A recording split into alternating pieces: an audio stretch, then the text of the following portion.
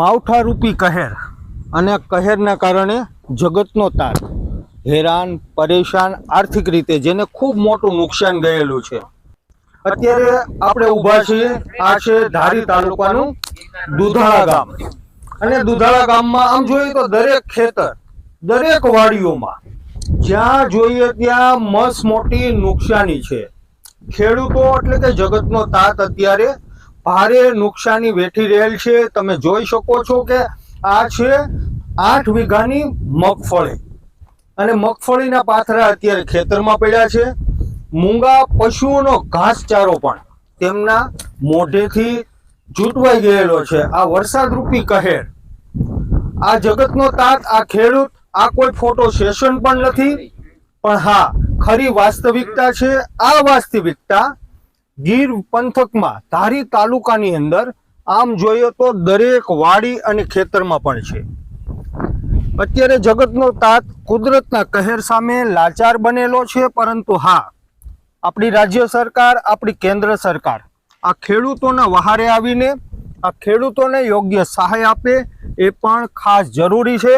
અને આપણે અહીંના સ્થાનિક ખેડૂતો કે જેણે મસ્ત મોટું નુકસાન ભોગવેલું છે કુદરતના કહેર સામે, જેઓ લાચાર બની ગયેલા છે, પણ હા તેમણે જે વાવેલું છે, આજે જે ઉપજ લેવાનો સમય આવ્યો ત્યારે તેઓને નુકસાન ગયેલું છે। અને આ પૈસા જે વાવેલા હતા ને એ પૈસા પણ ઉધાર ઉછીના કરીને તેણે જમીનની અંદર આ જે મગફળી છે એનું વાવેતર કરેલું હતું, ને આજે જ્યારે લણવાનો સમય આવ્યો ત્યારે તેઓનો પાક ફેલ થયેલો છે। ત્યારે આપણે અહીંના સ્થાનિક ખેડૂતો સાથે ચર્ચા પણ કરીએ। તો કાઈ વધ્યું જ નથી ભાઈ આમાં જો આ અમારી ખેતી છે, વેપાર કરે ને વેચે, તાંબડી લઈને માગે ને કોણ જીતે?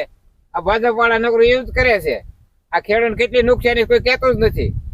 આમાં કાઈ વધ્યું છે? જુઓ, બધું બાટી ગયું, બધું હળી ગયું છે।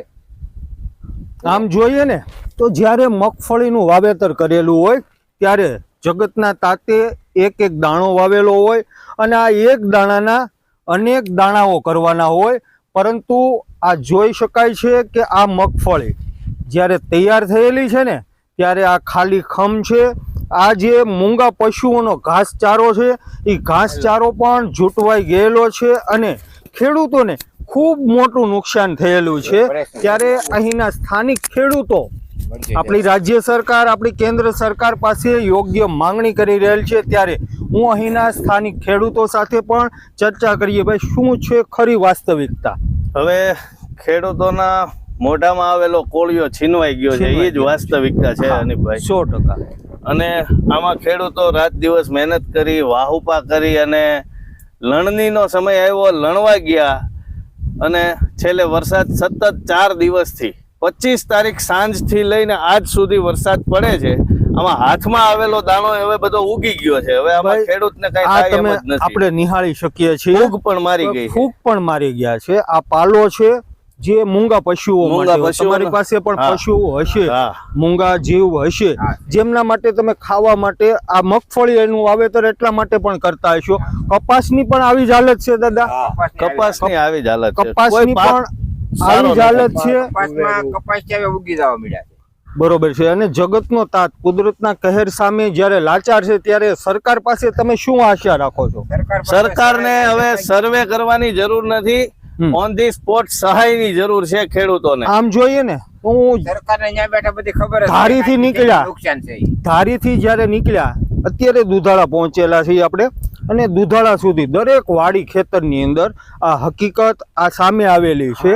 અને અત્યારે દુધાળા ગામની અંદર ખૂબ મોટી નુકસાન ગયેલું છે અને ખેડૂતો માંગણી કરી રહેલા છે અને યોગ્ય માંગણી પણ કરી રહેલા છે। અને આમ જોઈએ તો જ્યારે માંડવી તમે ઉપાડી, મગફળી તમે ઉપાડી, ત્યારે એના દાણા પણ આ જમીનની અંદર રહી ગયેલા છે, એ પણ ખૂબ મોટી નુકસાન, એ તમારા હાથમાં કાંઈ આવવાનું નથી। એટલે કે તમે જે વાવેલું છે એ પણ તમારી પાસે પૂરું પૂગે એમ નથી।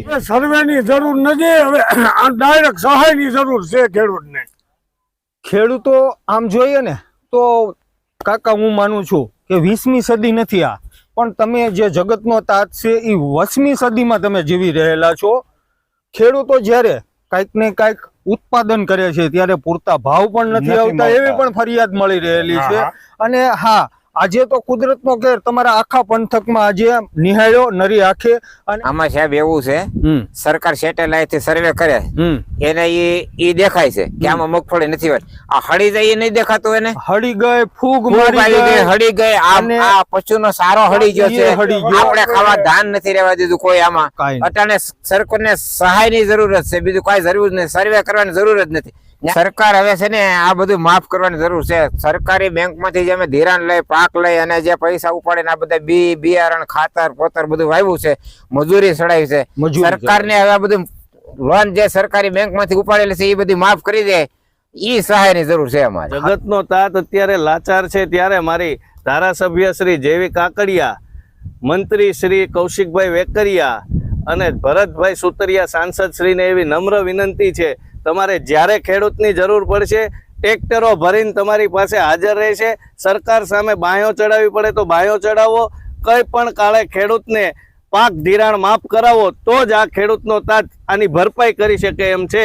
એ સિવાય ખેડૂત દેણામાં ડૂબે એ સિવાય બીજો કોઈ ઓપ્શન નથી. આવનારી ચૂંટણીમાં જો આ સહાય ચૂકવવામાં નહીં આવે અથવા તો આ બાબતે ધ્યાન દેવામાં નહીં આવે તો એનો ખેડૂતો 100% જવાબ આપશે અને આપશે, જેથી કરી સરકારને, સરકારના માણસોને, અધિકારીઓને જે સહાય ચૂકવવાની હોય ઝડપથી ચૂકવી અને ખેડૂતોને મદદરૂપ થાય એવી ગવર્મેન્ટને, સરકારને વિનંતી.